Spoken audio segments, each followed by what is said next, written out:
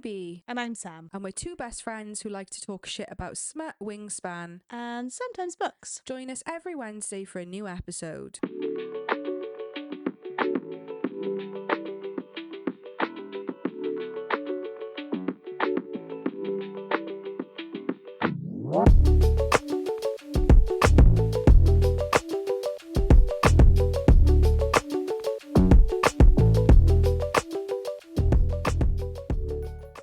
Like it's been ages. Was it just me because I've been away?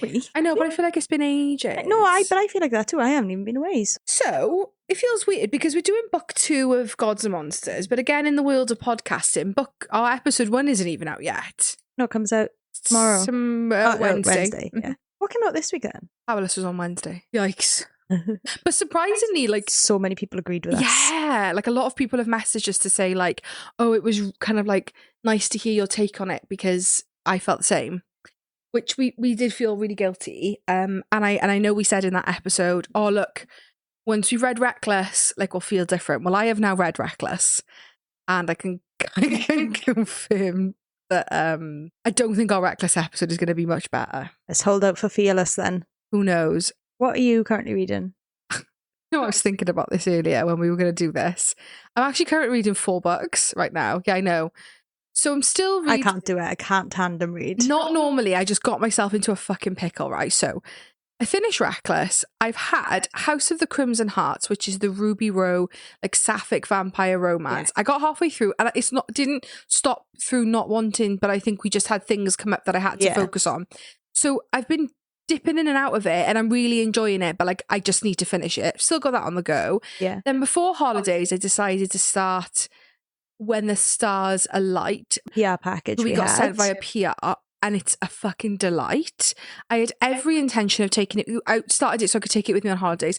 Forgot to take it with me. I also forgot to take my handbag on holidays. So that just shows you what kind of day I was having that day. Wow. Just didn't take my handbag with no cards, no purse, nothing. Love it. Nothing. Had to buy a bag when I was there because I didn't even have a handbag.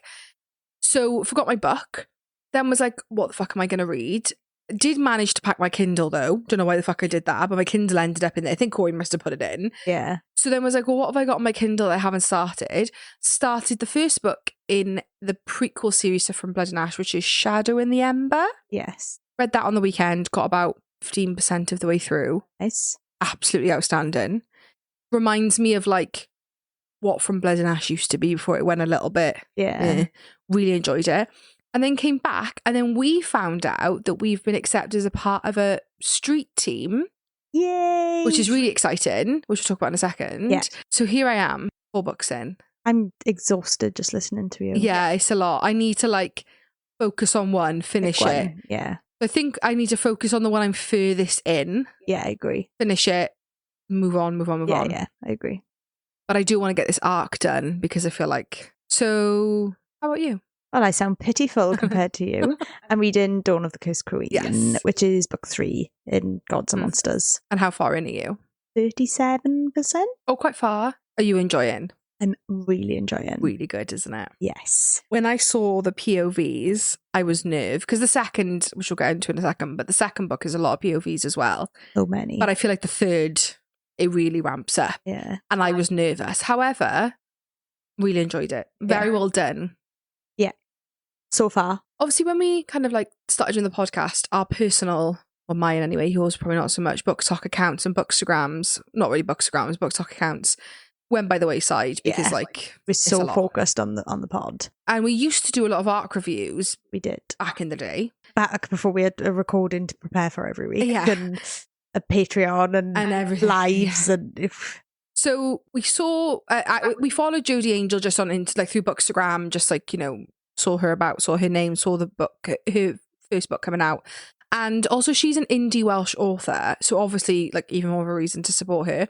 Yeah. Then she put up a notice to say that she had a street team open, and we've never done that before. No. We've never been a part of a street team, but we just thought it would be some like a really exciting thing to do. Yeah. And what better way to support like indie Welsh authors in this genre. So we've both got an art copy of it. Yes. I've started it so far. I'm like 2 chapters in. But I have to say really enjoying it so far. Really fast paced. Cool. Yeah, like it just ticked all the boxes. Yeah. Like bodyguard romance, he falls first, like one bed trope, magic based on the elements. Like, it's just what's not to like about I love that. elemental magic. Yeah. I don't know what it is about elemental Just magic love that it. I just love. So it was just like, what's not to like? Why not? We'll give it a go. And she very kindly accepted us. And Yes. here we are. So yeah, like we said, I think it releases in August. It's like right around my birthday. But we're very lucky to have ARC copies. And I think actually, if any of you use NetGalley for ARCs, which we don't, but well, I do, but I don't. I think you can actually request it through NetGalley. So even if you're not a part of a street team, I think like she's taking requests through NetGalley. So it's called The Crimson Kiss. And we're super excited to read it and finish it and talk about it and be a part of a street team. And we're just really excited to do that. That's the really exciting thing for us. Hi everyone. Hope you're enjoying this week's episode. If you're looking for more A Pod of Smut and Wingspan content, head over to our Patreon, which is now live, where you'll find monthly bonus content and have the chance to have your say in what we release on the podcast. Subscribe and have a listen.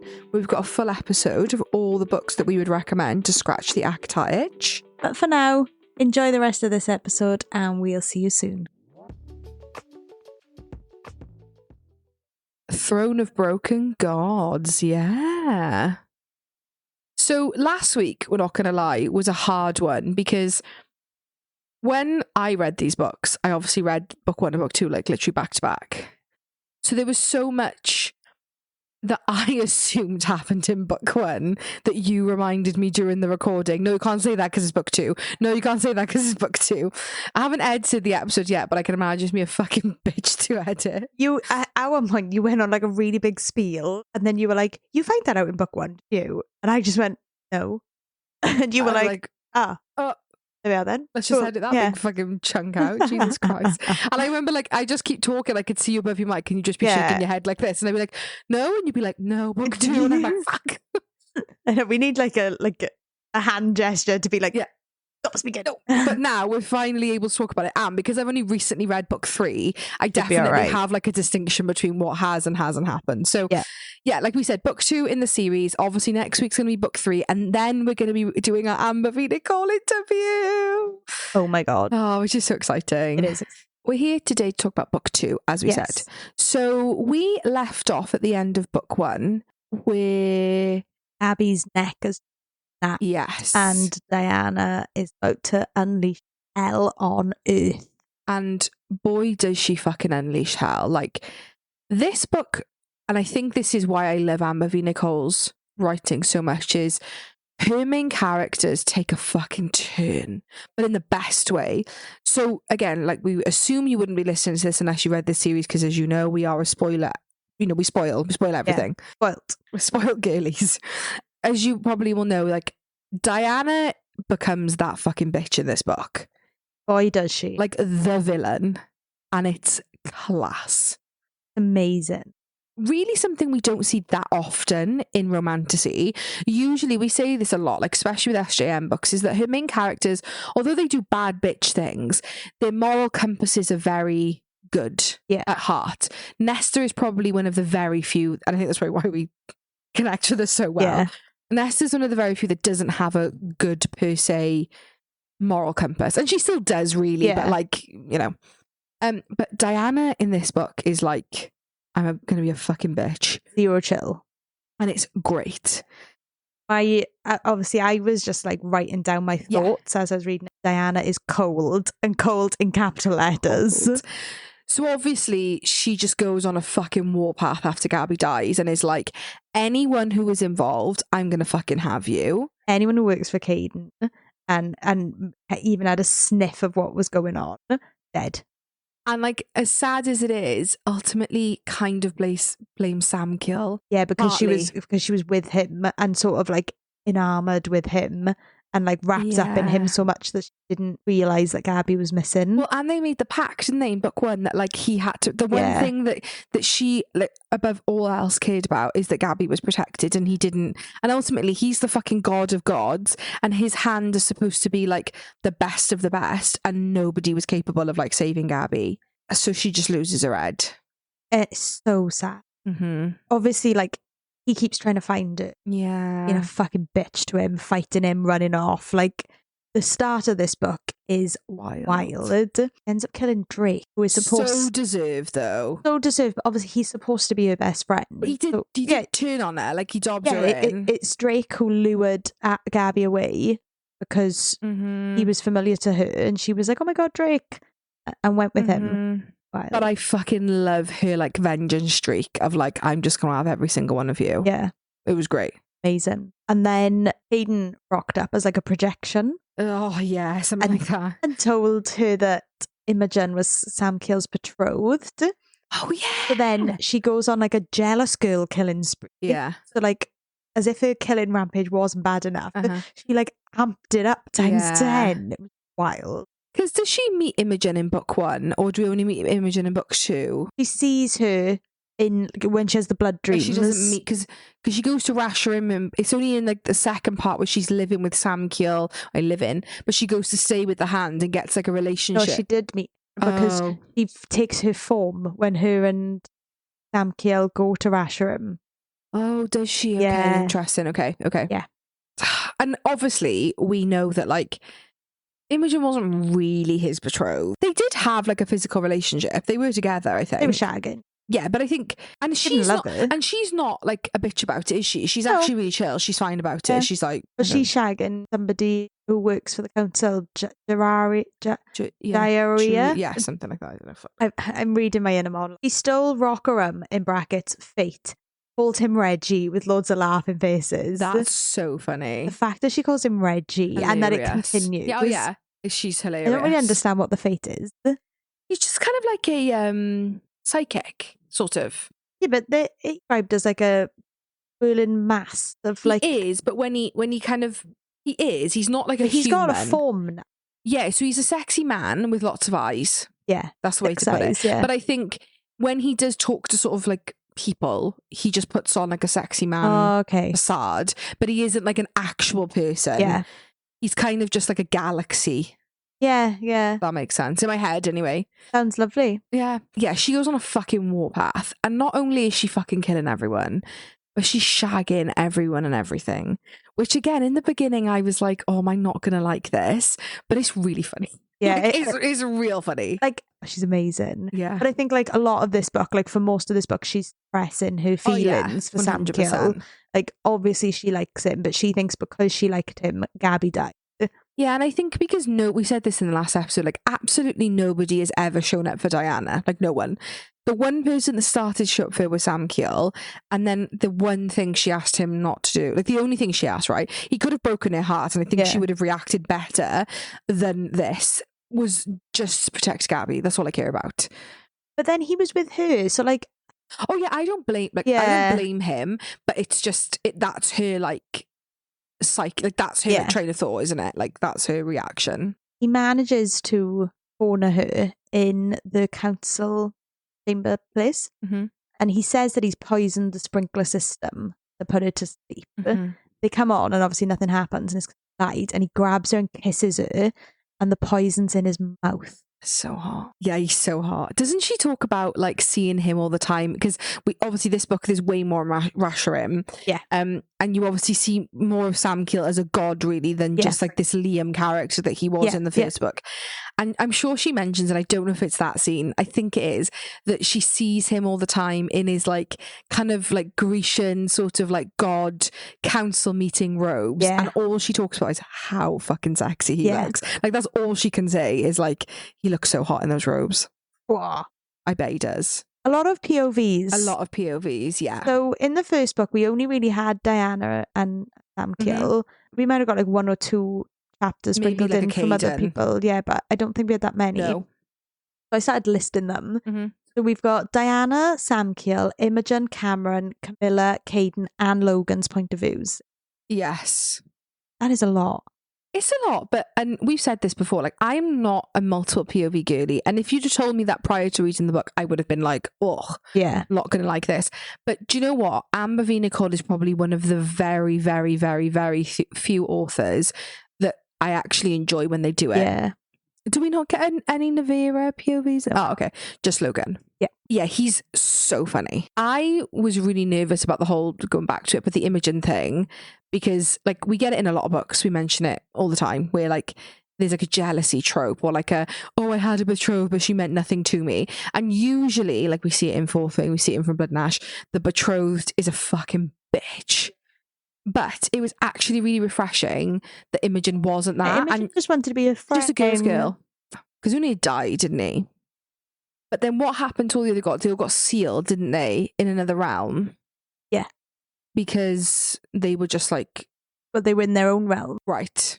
Then Samkiel's blood sealed all the realms. Yeah. Which they did because they thought his Amata was dead. And Nissimira was sealed away because she's evil or just because they sealed all the gods? Yeah, I don't know. Fucking wild that she's a sister, though. Yeah, wild. And also wild that Asriel's alive. Because Samkiel can recall his death. Yes. But it was like a projected image by Tobias. Tobias and the other one. Alistair were there. And it's all like projected images because it never happened. They took Asriel. Yeah, I was convinced we found that out in book 1, and that was probably one of the things I'm going to have to heavily edit out is me talking about that. And she kills Tobias. Yes. We find out that Igmarathons can be hurt when they're in their original forms. True form, which is kind of for her like a wyvern, isn't it? Also, heartbreaking that Camilla kind of betrays her in this as well. Camilla was so in love with her in book 1 as well. I know. It's just like my notes all the way through are like, how many people can betray Dianna? Fuck over Dianna, I know. How many people are going to betray her? And then like, Samkiel has a go at her for not trusting people, and I'm like, because like obviously probably after about she's evil for like 20-30% of the book. I'd say like the first like third, and then she turns. No, I'd say at least half. Oh, is it quite a bit? Oh, God, it doesn't feel like it, does it? During the throes of Dianna being like the villain, I just was thinking, do you know what? If this is the book, and then she just continues to be a villain, like I'm fine with it. Yeah. Like, because honestly, she has every right to right now. Yeah. I'm grieving with her, to be honest. Like I feel her pain. And then them, like, her not only obviously like banging Samkiel and falling in love with him, but also the relationship she forms with the hand. Don't they go clubbing together? And the vampires turn up to try and kill her. Yeah. I've also got here, Eliana has a mirror in her office. Why was that mentioned? Is she talking to the king person?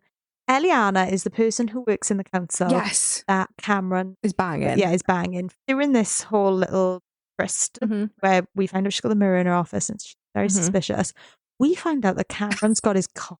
I knew you were going to mention this. I completely forgot about this. And then you text me about it. And I was like, I don't fucking remember that. Which bit of it? The end? It doesn't say. He says like she ran her tongue over the piercing, and I was literally fucking screaming then. I was like, my God. Yeah. Like if anyone was going to, it would be it'd be Cameron. Yeah, 100%. But also the whole like Cameron Xavier, will they, won't they, is heartbreaking. But Cameron just needs to fucking sort his act out and like everyone. He's like Dianna. Does he? No, he's like Dianna. He shags Dianna. No, he's like Dianna in that he is shagging everyone. Yeah, literally. He needs to submit his love for Xavier. I just remember, like, as soon as she gets back to Asher, and that's all it is them just banging. No, it takes ages. He takes her to the beach. Yeah, I just thought they were banging that whole time, but obviously not. Wow. To the sleepover. I fucking love that scene. That was so cute. Don't they, like, take a picture of them? And isn't it, like, with framed? really silly faces? And they send it to Cameron. Not to Cameron, to Logan. So, like, to jump ahead, but, again, you wouldn't really be listening to this if you hadn't already read the book or wanted to have it spoiled. Obviously, we do find out that Dianna is Samkiel's dead Amata, not dead. Was she sent to Anuna, which is like Earth? And was her existence hidden, and was she pretended that she was dead? Yeah, because why do they not want them to be together? Is it because her blood can kill him? I just was wondering, like, what was the reason that they did that? Asriel is obviously on Onana. And I think if you'd have described this to me again before I read the series, I would have been a bit like, because we don't really like too many real life things, do we? Like, one of our critiques of, again, it's not a spoiler, but of Folk of the Air in particular, is our least favourite bits are the human world references, because we like to be fully immersed in a world. We want to be in fantasy. I want to forget about things. So if you'd have told me in advance about the scenes, like the date they go on in book 1, about the ice skating thing in book 2, like the beach day, I would have been like, no, like I don't like that, because I don't like it in a lot of other books. But there's just something about the way she does it well. She does do it really well. She does. I think the blend of like fantastical worlds and modern worlds is done really well. Really well. I think as well, even when they go clubbing, like I'm not mad. Yeah, I think clubbing's quite an easy one to make fantasy though, isn't it? Like you can kind of sway it's a mortal. Yeah, it's a mortal club that they go to. I think probably a reason for that is maybe, again, this isn't a spoiler for Cruel Prince or Folk of the Earth series, but like Carden Greenbriar as a character is very fantasy, isn't he? Like he's fey, he's a tail. His tail. Like, whereas I guess with Samkiel and Dianna, although the fact that they're not humans, they present as humans, so maybe when you're like imagining it happening, it isn't as hard to imagine them going ice skating or like eating pizza, whereas like Carden Greenbriar in a pair of jeans, no thank you. Where does the tail go? Does he tuck it in? Does he leave it hanging out? Tied it on his trouser leg. Is it down the side? Is it wrapped up? Like, where does it go? Yeah, no, I agree. But that's a really cute scene. And then she breaks into an ice cream truck. Yes. Makes some ice cream. Yeah. And then she takes him to the house that her and Gabby bought. And then we finally get our first bang between Samkiel and Dianna. And we get that bang. And honestly, when I say I don't remember it, not in like a bad way, but because they then continue to bang for 3 days. So much throughout this book. No, but they're missing for 3 days. And everyone knows they're just banging constantly for 3 days. And neither of them realise that it's been 3 days. Don't the hand, I can't remember who it is, maybe it's Logan, show up to find him. And he portals downstairs naked. But then this is the first time we get this, which I don't know if I dislike this about this series. I'll find out. You probably love it. When she calls him Sammy. I hate it. Okay. I think I hate it as well. For me, obviously my name's Sam. And my nieces and nephews call me Auntie Sammy. Is that the only reason why you don't like it? Or is it just because it's just an icky nickname? It is an icky nickname because call him Sam. Because he's a big, giant, massive, like huge cocked god. Call him Sam. Sam would have been fine. Sam would have been absolutely fine. I'm fine with you shortening Samkiel to Sam. Sammy. Because imagine if like any of our friends, anyone that we know, abbreviated their partner's names with an E on it, regardless of that name. Say you were abbreviating, like, this is none of our friends' partners, but say the name was John, right? And you were like, Johnny, I'd be like, are you fucking well? But yeah, Sammy, I'm not on board with. But them banging for days on end, I am on board with. At this point, though, they're back in the house of Masherim, weren't they? Yes. Yeah, I thought they were. Yeah. Then we find out Dianna was adopted. Right. Her and Navera go to Ununa. Because obviously Tobias said to her, like, oh, for a sister who wasn't really a sister. And it's in her head then. And Navera goes, now, we start to get Vincent being really fucking salty about Dianna. Being really rude about her, really cruel. Samkiel ends up punching him. Yeah. Wants to host a dinner, he won't go. He's like, she's an egg marathon.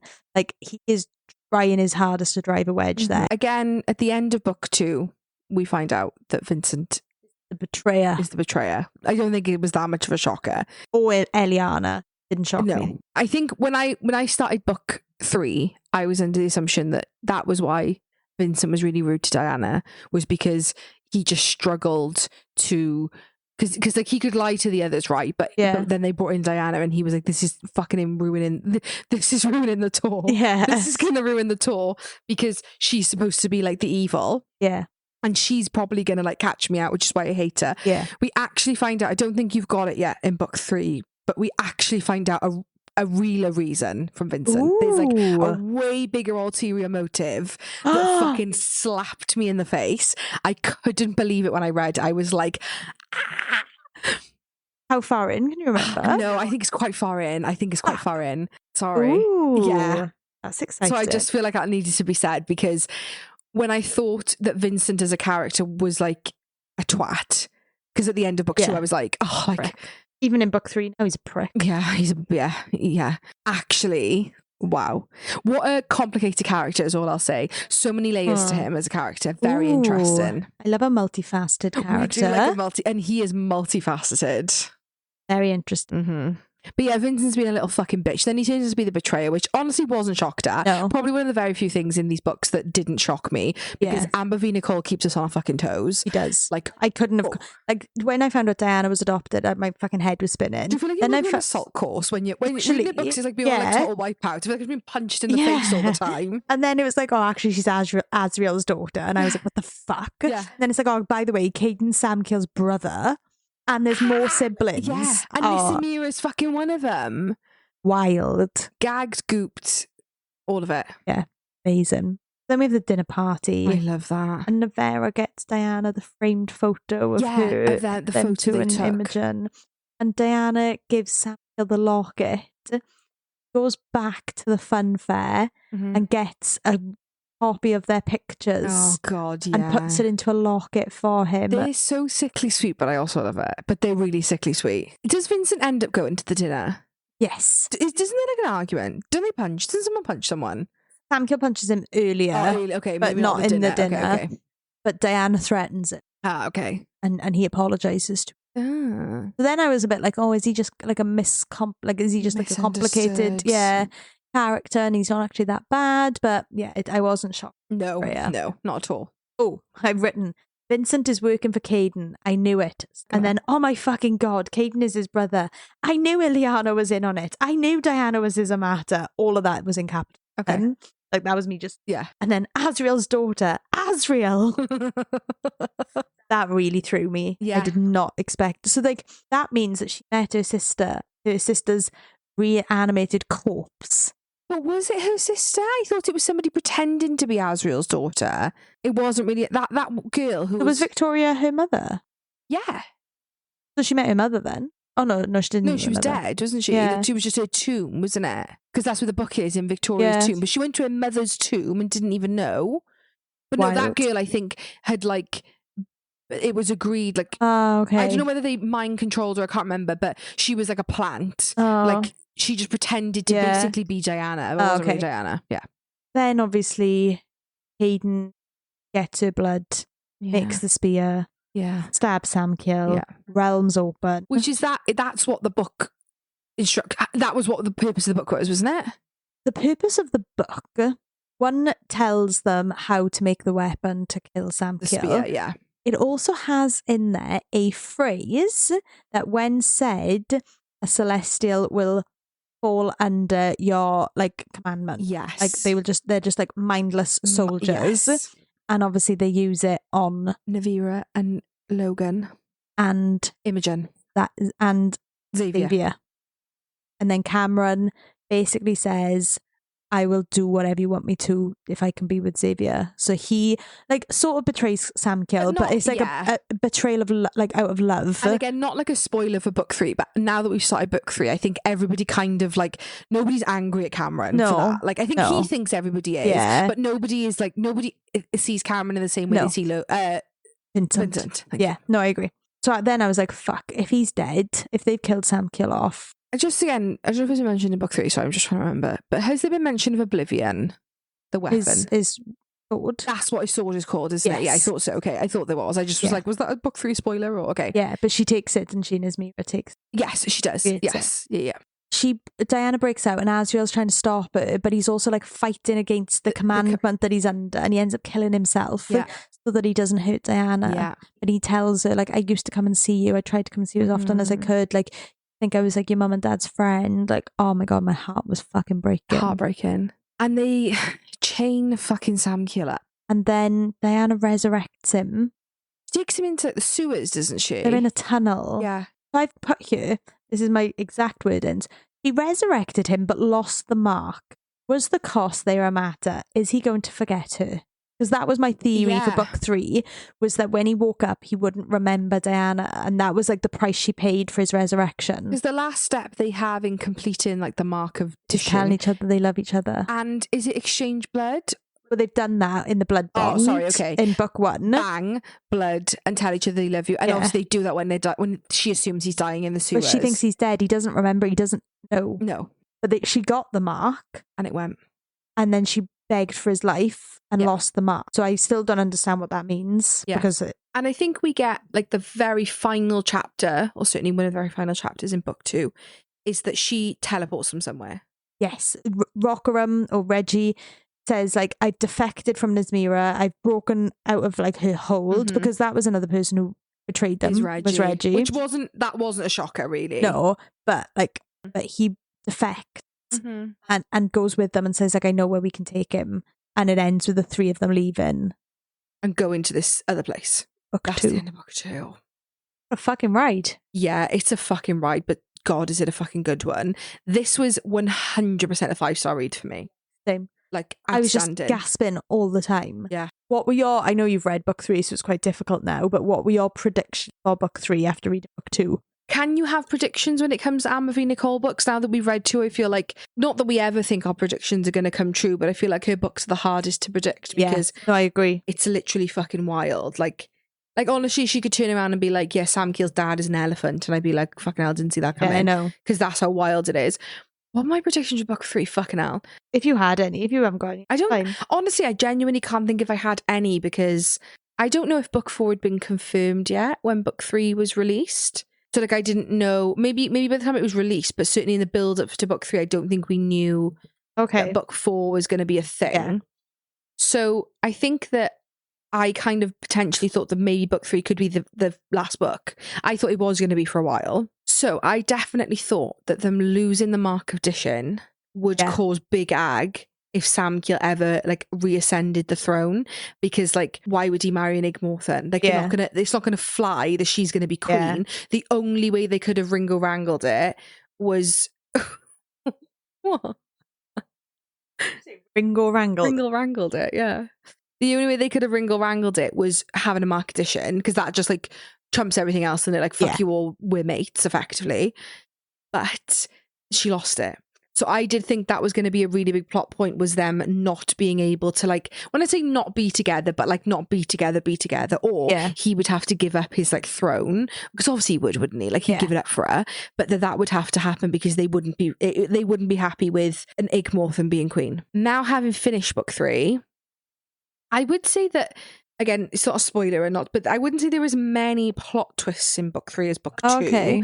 I'd say book 3 is definitely more like character development, but characters that we haven't necessarily had that much development from. So like Cameron, Camilla, Vincent, Caden, Isaiah, and Nismira. But yeah, I'd say it's a lot, but it doesn't feel like a filler by no means. Like, there's definitely things that happen, like definitely big things happen. But I wouldn't say it's quite of a plot ride as book 2. Yeah. But I can, now that I know there's a 4th book, I can understand why. Yeah. Because I think we're fucked for book 4. Yikes. Didn't we see somewhere, correct me if I'm wrong, that this was like 8 of them? But surely it's going to be other characters, you think? Gotta be. And will we read every single fucking one and do an episode on them?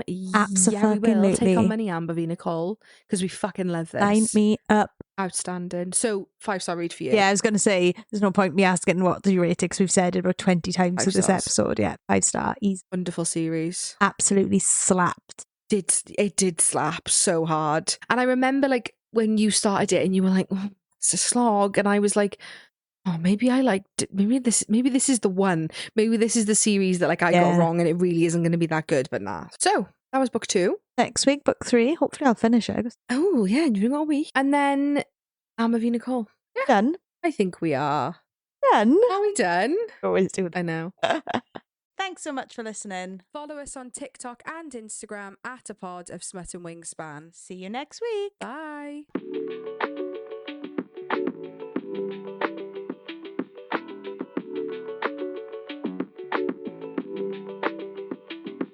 What?